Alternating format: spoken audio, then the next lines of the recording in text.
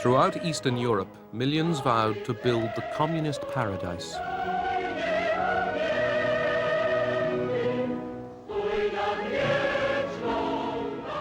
They toiled to carry out orders and plans dictated from Moscow.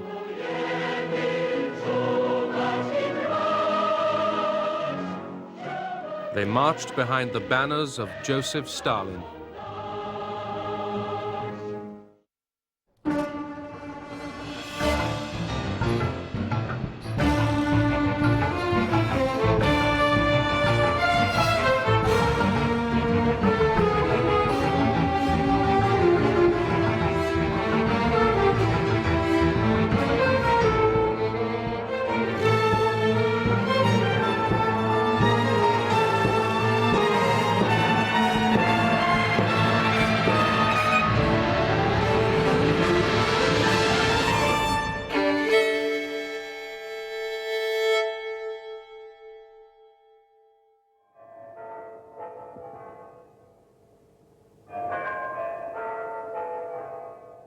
March 1953.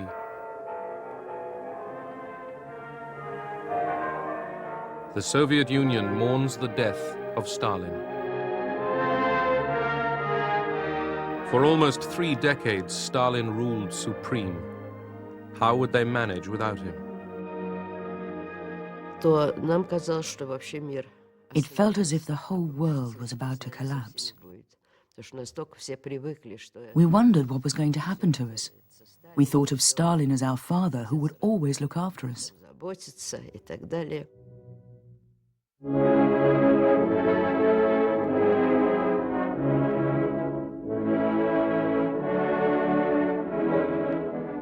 Stalin died without naming a successor. A collective leadership emerged, led by Georgy Malenkov,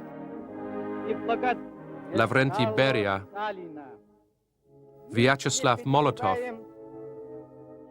and Nikita Khrushchev.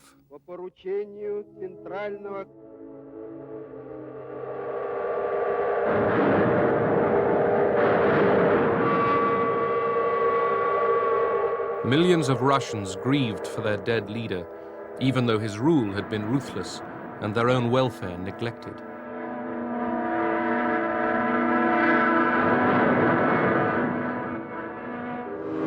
Stalin had transformed the Soviet Union into a superpower, but at his death, relations with America and the West had seldom been worse. For 10 years, the world has been dominated by the malignant power of Stalin. A new era begins, an era in which the guiding spirit is liberty, not enslavement, and when human relations will be those of fraternity, not one-man domination. America, too, had a new leadership. President Eisenhower, Secretary of State Dulles, and Vice President Nixon pledged that they would roll back the frontiers of Soviet power. Eisenhower and Dulles had accused the Truman administration of being soft on communism. Now they had the opportunity to challenge Soviet power. But could Eastern Europe be freed from Soviet domination without a nuclear war? Dulles had talked about liberation, but Eisenhower had insisted that he do so, that when he did so, he couple it with by peaceful means. And so it is not at all obvious how a liberation in the sense of rollback could be achieved merely by peaceful means. The Soviet Empire extended across Europe into Hungary, Czechoslovakia, Poland, and into East Germany, which called itself the German Democratic Republic. Stalin had chosen Walter Ulbricht as the ruler of East Germany. He headed a regime servile to Moscow. After Stalin's death, Ulbricht pressed on, rebuilding his part of Germany along Stalinist lines. Und unsere Straße veränderte ihr Gesicht. Wo vor Monaten noch Ruinen standen, waren Konstrukteure, Maurer und Zimmerleute an der Arbeit. Heavy industry was built up to meet the demands of the Soviet economy. Workers were ordered to increase their output. Everyday needs were neglected. Die Normalbevölkerung lebte. The average person lived very badly. Die Versorgungslage war teilweise katastrophal. If you're talking about the things everybody needs, like heating, coal, electricity, these things were all rationed. Für Feuerung, Kohlen beispielsweise. Dann tägliche Electricity for domestic use was simply not available. war also nicht genügend Elektrizität The vorhanden. morale of the population dropped to zero. Die Moral der Bevölkerung war, ich würde sagen, unter Nullpunkt. Like Stalin, Ulbricht tolerated no opposition. The secret police, the Stasi, had its informers everywhere. Many churches were closed. Censorship prevailed. But East Germany was unable to stop people deserting to the West. Travel to the British, American, and French sectors of Berlin was open to East Germans. Thousands simply packed their bags and left. The flow of East German refugees to sanctuary in the western sector of Berlin reaches record proportions with news of the death of Stalin. Conditions are none too comfortable for these people, but they're happy to be beyond the reach of the Reds.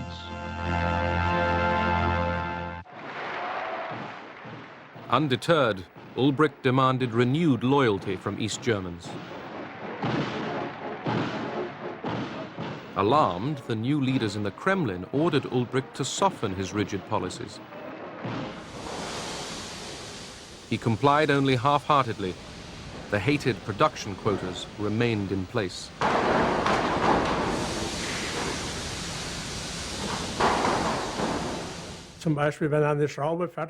If you were timed with a stopwatch to make a screw, and it took you 4 minutes, you were now expected to do it in 2.5. That was the shocking thing, this raise in work quotas and the pressure to produce. It was all too much for working people. Popular anger exploded. Workers took to the streets of East Berlin.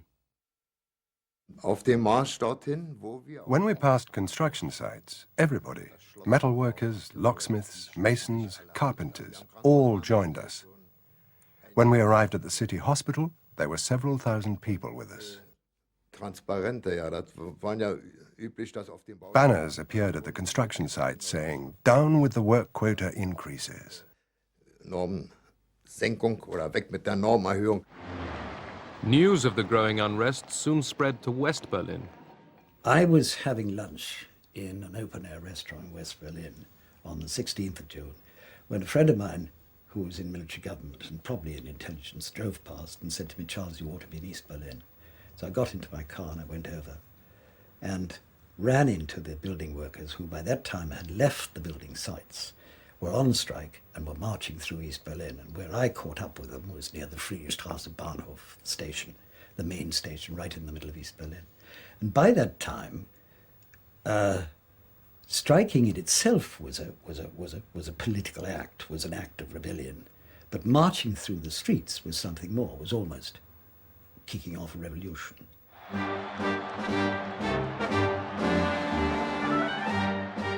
Strikes and mass demonstrations erupted in East Berlin and throughout East Germany. Demonstrators tore down the symbol of Soviet domination, the hammer and sickle.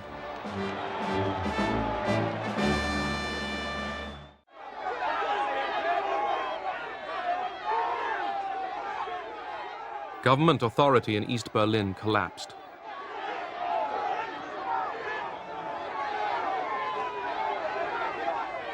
A senior East German communist, Karl Schördewan, was horrified. Ulbricht, Grötewohl, Herrnstadt and a few others were all inside the Soviet headquarters at Karlshorst. They just sat there and talked among themselves, but nobody made any decisions. Nobody called for a meeting of the Central Committee. I thought the party was leaderless. The demonstrators vented their anger on all visible reminders of communist rule.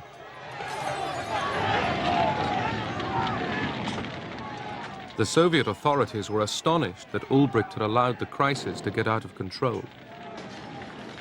When Ulbricht arrived at the Soviet headquarters at Karlshorst, he telephoned Karl Scherdevan and asked him what was going on. Scherdevan reported that there were a lot of drunks in the crowd and they were smashing the windows and were about to break in. Ulbricht put the phone down and said in German, "It's all over." He said it in a way which, in Russian, roughly translates as, "It's the end." I wondered, what did it all mean? Even if they smash the windows, they have no weapons. It will take us no more than 5 minutes to sort them out. They were trying to elect a strike committee from the leaders of the workers when 4 Russian tanks drove into the square, 4 abreast, and went straight for the crowd. And I remember one man got caught and was run over by a tank.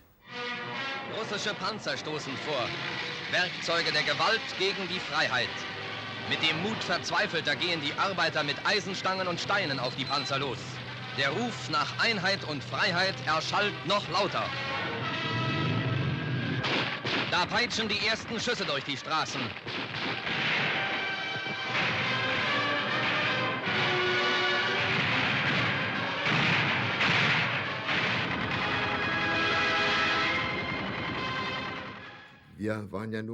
We couldn't do anything against the tanks with our bare hands and stones. As soon as the firing started, people began to drop down, wounded or dead. The shooting broke up the demonstration. For us, the dream of freedom was over. Soviet troops quelled the revolt throughout East Germany. At least 40 people were killed and thousands were arrested. It was the first time that East German and Soviet troops closed off the Soviet sector of Berlin from the rest of the city. The British, the Americans, and the French were all for a quiet life. Their concern was to have security of the access routes to West Berlin, that they wouldn't get into difficulties with the Russians. That was all they were interested in. They did not want to get involved.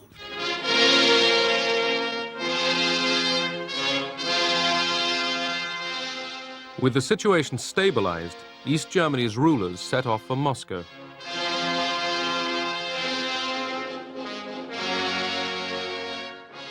Outside of the Soviet bloc, few countries recognized Ulbricht's German Democratic Republic.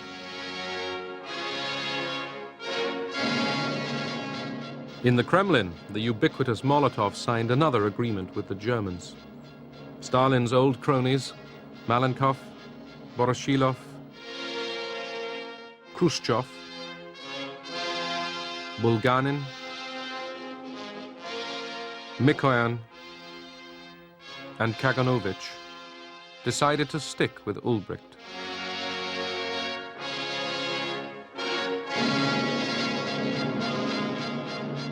Carefully orchestrated for the cameras, the Politburo bid farewell and good fortune to their East German comrades. One person was missing, Stalin's secret police chief, Lavrenti Beria. The Kremlin claimed he spied for the West. Later that year, he was executed.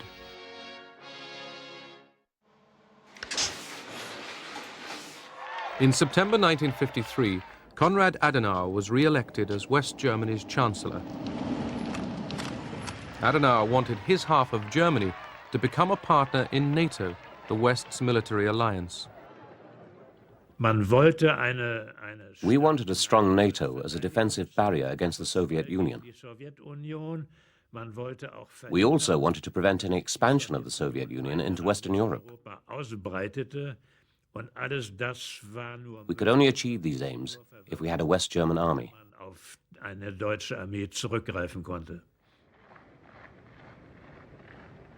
With American backing, Adenauer persuaded Britain and France to let their former wartime enemy into NATO.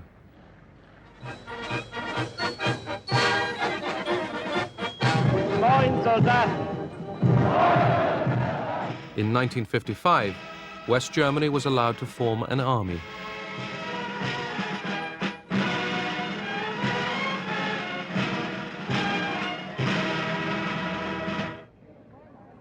The Soviets quickly countered West Germany's admission into NATO by forming their own military alliance, the Warsaw Pact.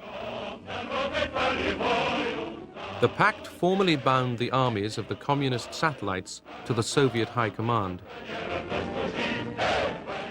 The new treaty legitimized the presence of Soviet troops in Eastern Europe. Both East and West claimed their alliances were defensive. Both prepared for war. But the Soviets wanted to reduce tension in Europe. Molotov, the Kremlin's hardline foreign minister, was ordered to negotiate an Austrian peace treaty and the withdrawal of Soviet troops.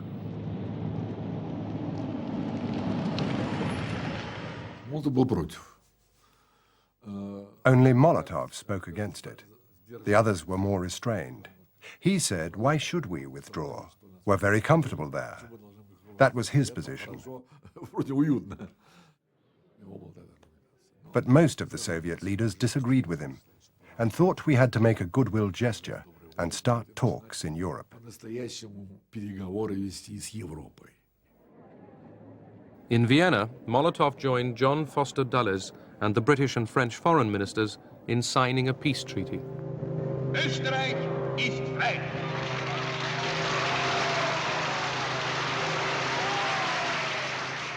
Britain, France, America, and the Soviet Union agreed to end their military occupation of Austria. In return, the Austrians promised permanent neutrality. 10 years after the end of the Second World War, the West and the Soviet Union withdrew their troops. Their departure encouraged some people to hope that one day Soviet troops might also pull out of Eastern Europe. In the Kremlin power struggle, Khrushchev had outmaneuvered Malenkov and Molotov. In 1955, he led a Soviet delegation to Yugoslavia. Khrushchev wanted to repair the damage Stalin had caused by expelling President Tito's Yugoslavia from the communist bloc. My father, he told that these people fought against fascism. And really, it is only one country in the Europe who won itself, not by the help of the Soviet Union, itself. So he told, I have to go there, not invite Tito in Soviet Union, because we are a big country, and we have to show them that we were wrong. Tito's Yugoslavia remained the only communist country in Europe independent of the Kremlin.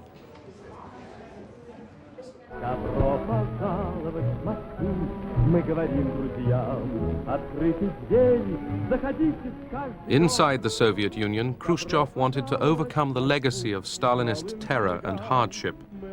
He put more resources into the production of consumer goods and housing.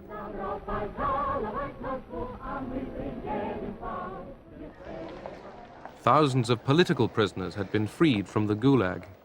My father was a strong believer in the communism. For him it was the best life to the people. It is like the heaven of the earth. And he many times repeat that it is impossible to live in the heaven surrounded by the barbed wires.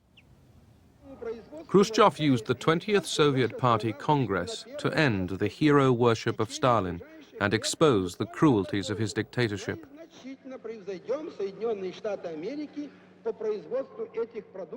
During a secret session, Khrushchev made a speech that astounded everyone present. When he made his speech, people in the hall started to groan. There were shouts of shame. Stalin, Khrushchev told his audience, had ordered the imprisonment and execution of thousands of loyal communists, workers, managers, and soldiers. No one, peasant or general, had been safe from Stalin's terror. Сам Хрущев был не безгрешен. Он тоже принимал Khrushchev himself wasn't without guilt. политики, которая считалась в нашей стране при Сталине. He had played an active part in Stalin's repressions in Ukraine and in other parts of the country. И поэтому у Хрущева не было морально-нравственного права. He had no moral right to speak about Stalin as if he himself was pure. С позиции защиты чистых и святых. Нового мне он ничего не сказал. He did not say anything new for me, or for the majority of my friends. He did not say everything that needed to be said, but we were happy that at least it was said. He said it in a half-whisper, literally in secret. It was not printed in the newspapers, but came out in a leaflet read at party meetings, and sometimes outside. We used to say, "This is the beginning of truth. Truth will win." Правда победит. Страх, вот этот мучительный. This fear, this tormenting fear after Stalin's death began to fade away. Стал как-то ослабевать. Все больше и больше и больше. After the 20th Congress, it looked as if this fear would never return. Уже казалось, что страх вообще никогда не вернется. Khrushchev's secret speech was perfect propaganda for the American-financed Radio Free Europe.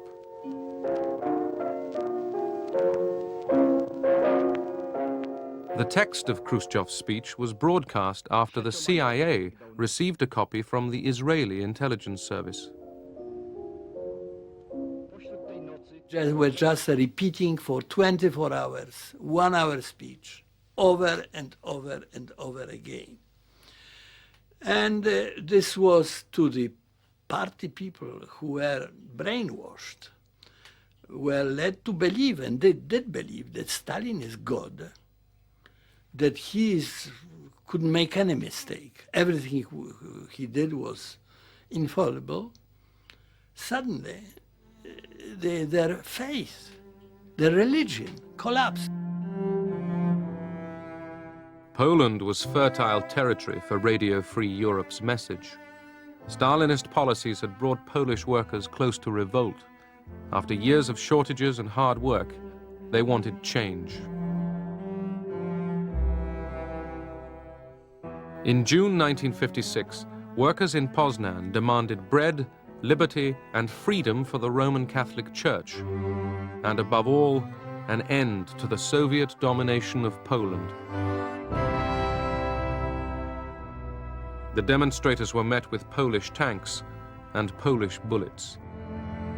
74 people were killed. Young protesters faced a show trial to which foreign journalists were invited. What really shocked the government, the regime, was that it was the workers who rose. It was not the people that they were afraid of. It was not the sort of intellectuals. It was not people involved in politics. It was real workers, and they were disgusted.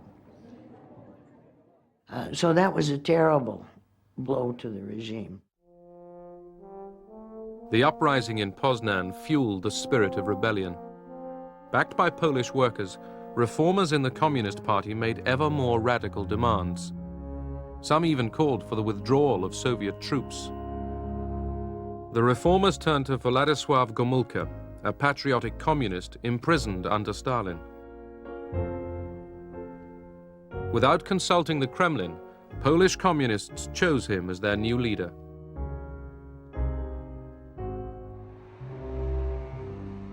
Fearful of an anti-Russian revolt, Moscow ordered Soviet troops to advance on Warsaw, and Khrushchev flew to Poland to teach Gomulka who was boss. We were both horrified and amused because he behaved in a very strange way. He was running around and shaking his fist. He accused us of wanting to break away and said they wouldn't allow it. He was behaving very badly. While Gomulka and Khrushchev argued, Soviet troops positioned themselves, ready to strike. America looked on. You're about to see the Secretary of State, John Foster Dulles, face the nation with questions from veteran correspondents representing the nation's press. On the 17th of June, 1953, Mr. Secretary, the people of East Germany rose against the communist regime, and the Russians were able to come in and suppress the uprising by means of armed force. We, at that time, sat back and allowed this to happen. Would we sit back again in a similar fashion if this kind of uprising were to take place in Poland? Well, I do not think that we would send our own armed forces into Poland or into East Germany under those circumstances. I doubt if that would be a profitable or desirable thing to do. It would be the last thing in the world that these people who are trying to win their independence would want. That would precipitate a full-scale world war, and probably the result of that would be all these people would be wiped out. Because he had the backing of the Polish army and the Polish people, Gomulka won his argument with Khrushchev. Gomulka promised that Poland would remain a loyal member of the Warsaw Pact. In return, he secured greater freedom of action in Polish domestic affairs. As Soviet troops were ordered back to barracks, Gomulka addressed the people.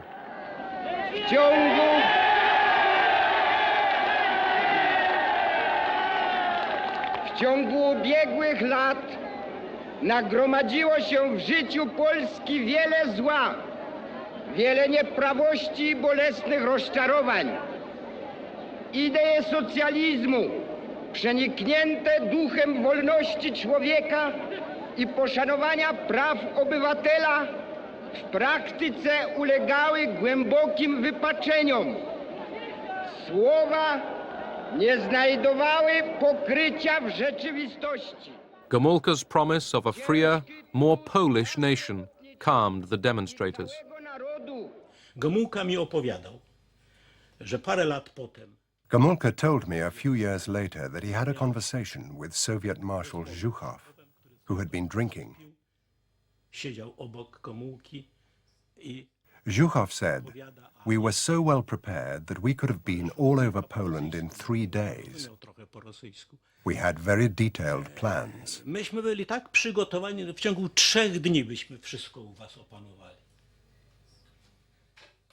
And Gomulka replied, "Did you plan how many people on both sides would have perished?" Również ile będzie ofiar po obu stronach.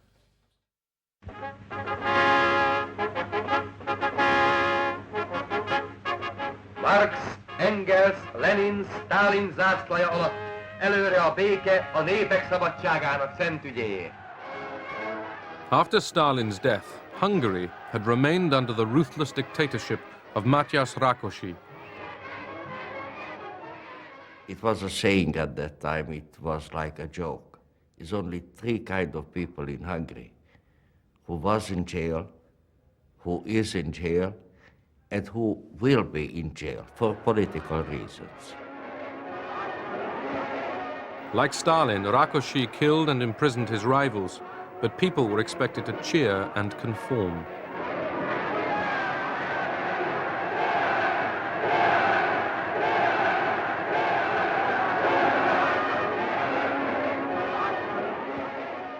The new Kremlin leadership disapproved of Rákosi. A senior Soviet official was sent to deal with him. 2 hét múlva jött Mikoyan, az örmény. Mikoyan, the Armenian wheeler dealer, arrived. Rákosival mentünk ki Rákosért. Rákosi and I went to meet him at the airport and took him back by car. És hoztuk be Mikoyan. Már majdnem beértünk. We were almost at the guest house when Mikoyan turned to Rákosi and said, "The Soviet leadership has decided you are ill." Úgy döntött, hogy maga beteg. Well, Rákosi didn't think he was ill. But of course, in those days, illness was a political decision. Mikoyan continued, "You will need treatment in Moscow, so you will have to resign." The Soviets allowed András Hegedűs to remain prime minister. But reformers in the Hungarian Communist Party sought a leader more independent from Moscow. They wanted Imre Nagy to take over. Like Gomulka in Poland, Nagy was seen as a leader who would reform the party. The Soviet embassy in Budapest was uneasy. Ambassador Andropov sensed the possible danger and warned Moscow. He sent a lot of telegrams, he made phone calls, and even went to Moscow himself. He tried to warn everybody, but it was all in vain. Khrushchev thought he could cope with the situation.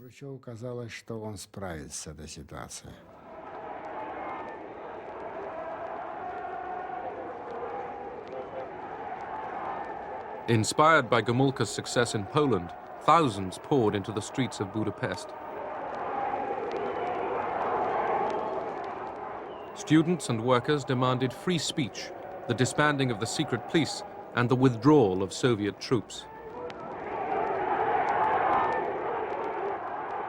They paraded Hungarian flags with the communist emblem torn out. I was stopped halfway across Margit Bridge by women students. One of them asked me for my army cap. She pinned the Hungarian national colours to it and thrust a leaflet into my hand.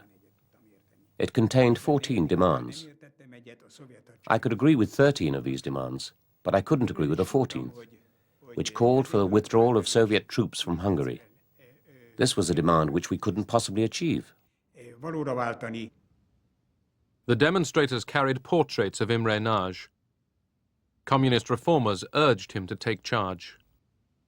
Imre Nagy was suddenly taken from his home to the parliament, and he had spoke of some minutes. He began saying, "Comrades," and then the crowd roared and said, "We are not comrades." Nagy had misjudged the popular mood. Hungarians wanted immediate and radical change. In the center of Budapest, an excited crowd toppled the monument to Stalin. Nagy stayed silent when Hungary's tottering communist leadership called on the Kremlin to crush the growing unrest. I got a telephone call from my divisional commander in Segled. He told me, "You've got to go to Budapest. It's urgent." I asked, "What are my orders?" I was told that orders would be given when I arrived in the city.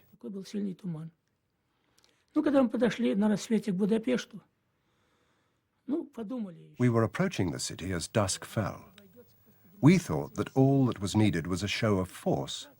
Then I heard a machine gun open fire and the screams of a man who was wounded or dying. Then I realized that things were going to get serious.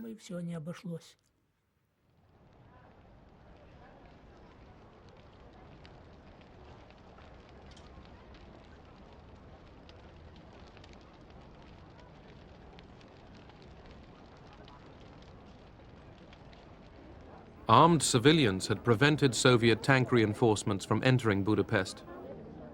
The Hungarians had equipped themselves with Molotov cocktails, rifles, machine guns, and enthusiasm.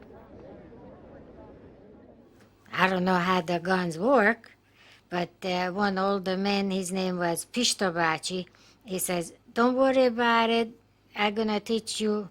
And then I looked at the gun was bigger than me. They explained to me and showed me a couple of times. And the very first time I had to use it, I closed my eyes because, you know, I was scared. I never used gun before. So then I looked around and there was a couple soldiers there.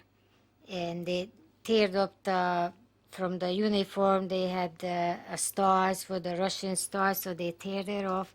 And they said, "Don't worry about little girl, we take care of you." Quite a few times I wanted to go home. Maybe the next bullet is going to be mine. And I started to go. And when I saw the 14, 15-year-old kids dead, I said, I was in the service for 2.25 years. I know how to handle a gun. And I'm going home, and I'm going to leave these kids to die for our country. the shape kept me there. During 4 days of fighting, the Budapest revolutionaries stood their ground.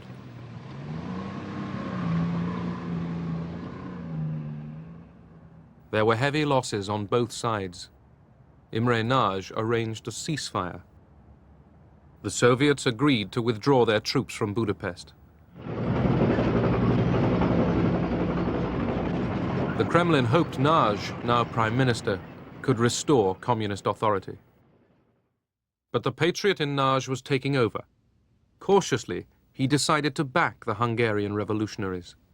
Magyarország népe a múlt héten tragikus gyorsasággal törekvett a véres esemény.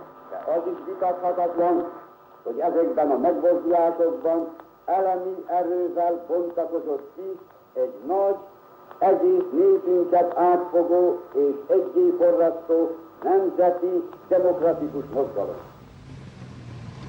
A Nagy Imrét, én megmondom önnek őszintén. I'll tell you quite honestly, and this is not only my opinion, this is what every revolutionary thinks, at least the ones who dare express their opinions. Nagy Imrét mi csak akkor. We only recognized Imre Nagy as our prime minister when he actually acknowledged the revolution. Amikor ő fölvállalta, és nem azt mondta. He announced, "This is not a counter-revolution. This is a fight for freedom." Forradalomban, hanem azt mondta, hogy ez szabadságharc.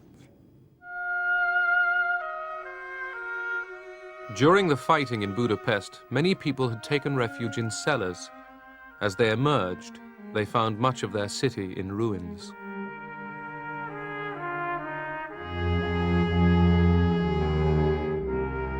The Hungarians thought they had won their revolution. They came out to mourn their dead heroes.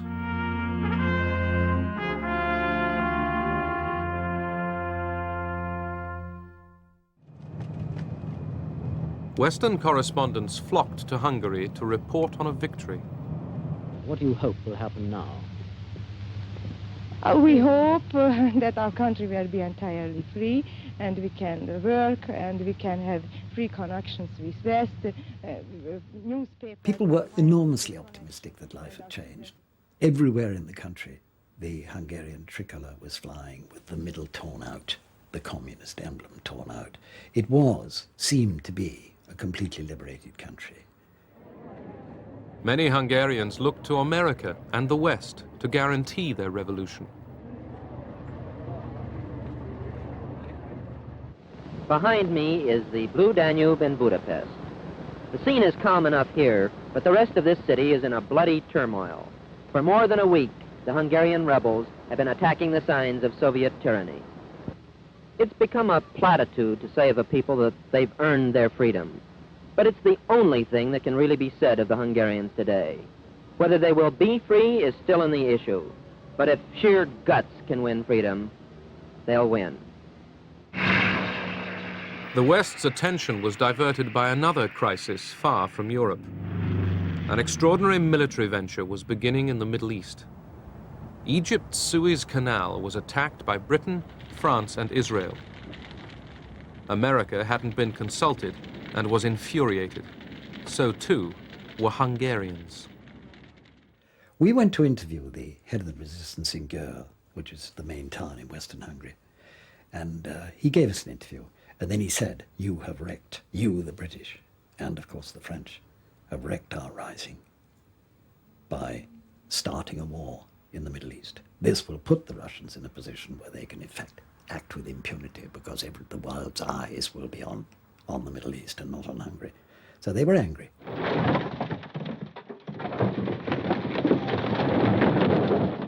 With the Soviet army no longer in the city, the revolutionaries in Budapest took revenge.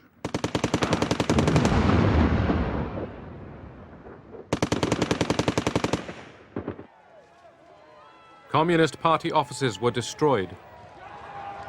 The red flag burned. Secret policemen were strung up. With Imre Nagy in power, There was an orgy of bloodletting in the streets of Budapest and other cities. I saw people being strung up by their feet, people being publicly humiliated and trampled on. The Soviets sent more troops into Hungary. Prime Minister Nagy tried one last gamble. With Austria in mind, Nagy declared Hungarian neutrality and divorce from the Warsaw Pact. He hoped international pressure would stop the Soviets crushing the revolution. Imre Nagy's government was not a legitimate one. Therefore, any decision it took concerning the Warsaw Pact, which Hungary had joined according to its own laws, was, to put it mildly, invalid.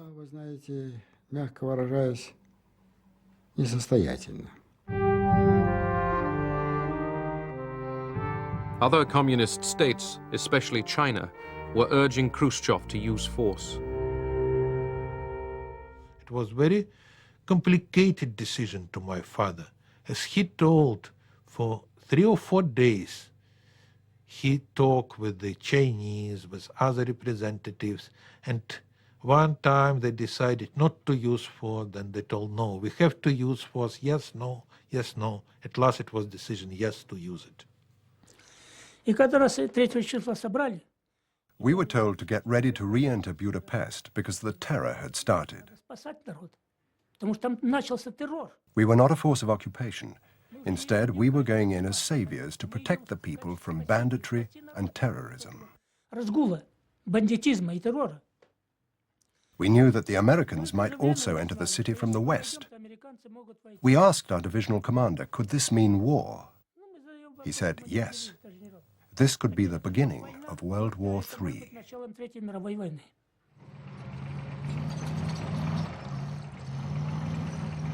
On November the 4th, 1956, the Soviet army re-entered Budapest. I called up Imre Nagy and I then told that, Mr. Prime Minister, all the signs we observed, the massive troop employment, the unrestricted shooting, now the attack against the final perimeter of Budapest, all of this suggests to me that we are in war with the Soviet Union. I recommend that you as Prime Minister state for the nation, for the world, that Hungary is in war with the Soviet Union due to the Soviet aggression. He dressed me down practically. No war with the Soviet Union.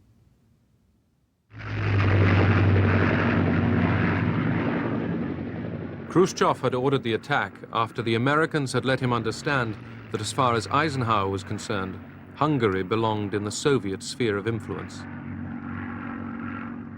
Too late, Imre Nagy appealed to the world. Nagy Imre beszél, a Magyar Népköztársaság minisztertanácsának elnöke. Ma hajnalban a szovjet csapatok támadást indítottak fővárosunk ellen, azzal a nyilvánvaló szándékkal, hogy megdöntsék a törvényes magyar demokratikus kormányt. The Hungarian fighters waited in vain for Western help. And the fact that if the West intervened, it ran the high risk of it generating a world war, really meant that we didn't want to see physical uprisings. And the policy, at least, was don't create any hopes on the part of the satellite countries that we will intervene. Radio Free Europe, and they were saying, hang on to 3 weeks, 3 more weeks. We come in, we help you. So we fight for the last bullet, the last drop of blood we was holding on to. And what happened was they was lying to us. Nobody came. The Hungarian Revolution was crushed. Thousands were killed in the fighting. Imre Nagy was executed.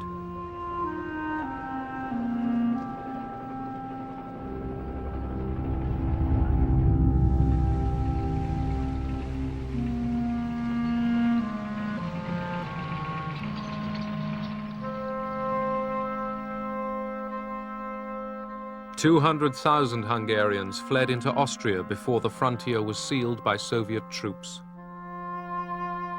The millions who stayed behind in Hungary were prisoners.